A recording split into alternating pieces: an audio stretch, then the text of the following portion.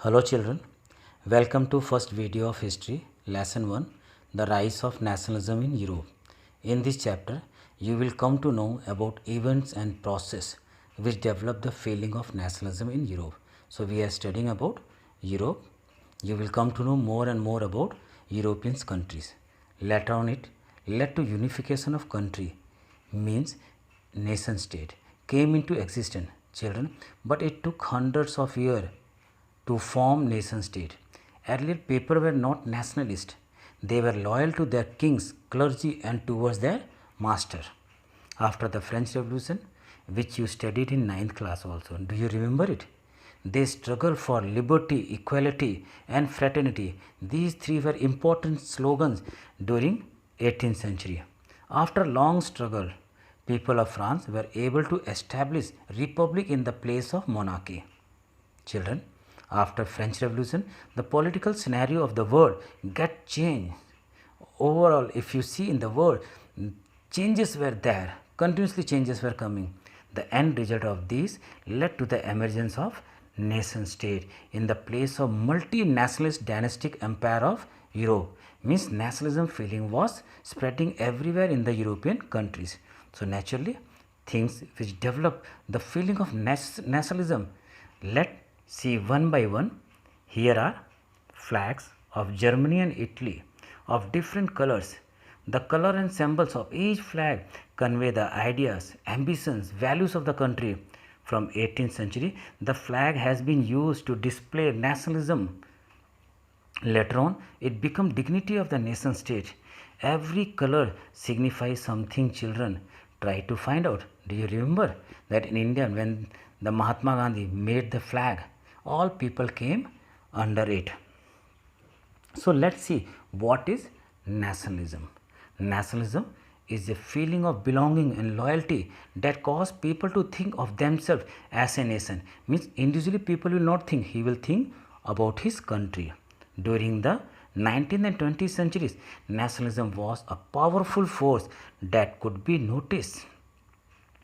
It created, see children, it created one nation for many separate countries. Example, Italy and Germany. But children, on other side, it break one nation up into many countries. Example, Austria, Hungary, Balkan and Turkey. Children, are you seeing this image? So note down four things in this Frederick figure. First, men and women in long train. Are you seeing? Second, Statue of Liberty. Third, remain of absolutist. You can see.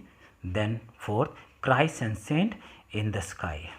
Let's see in detail. Now it will be more clear to you, children, the features of Frederick Sorie painting. It is very important. It came in board exam also. Many times it came. Men and women of all ages. All ages means all, from children to adult, walking across the Statue of Liberty, offering homage to the Statue of Liberty as they pass by with their flags. You have seen in the Frederick Sorie's figure. Second, Statue of Liberty personified liberty as a female figure having torch of enlightenment in one hand and charter of rights of man in the other hand.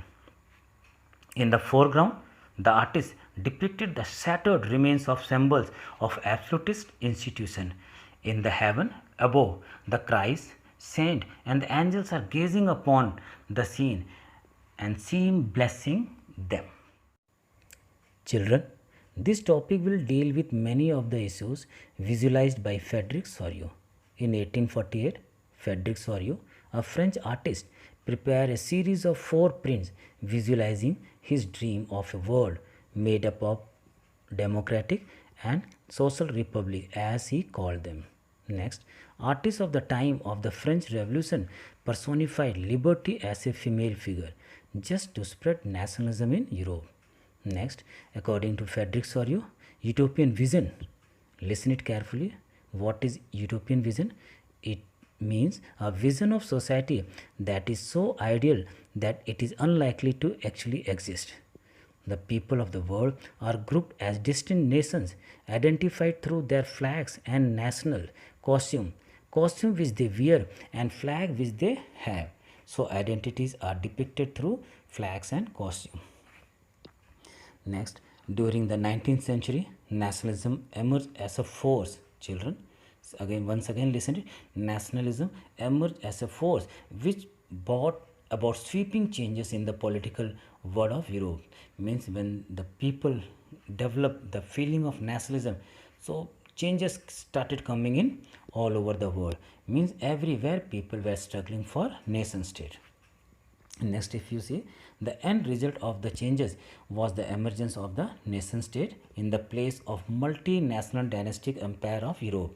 Children, a multinational dynastic means an empire which were ruled by the dynasty or king like Louis XVI, which you studied in 9th class.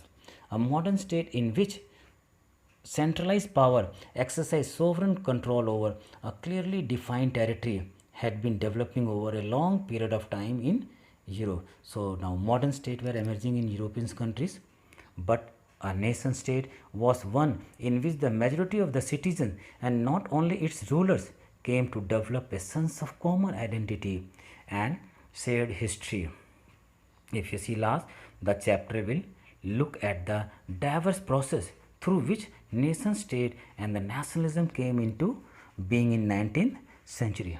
Dear children, to understand the unification of different countries, you should be well acquainted with the location and the capital of different countries of Europe like France, Germany, Greece, Poland, Italy, Balkan and England, etc. So children, locate at least 10 important countries of Europe to understand the history of Europe properly. Next topic will be of French Revolution and the idea of nation.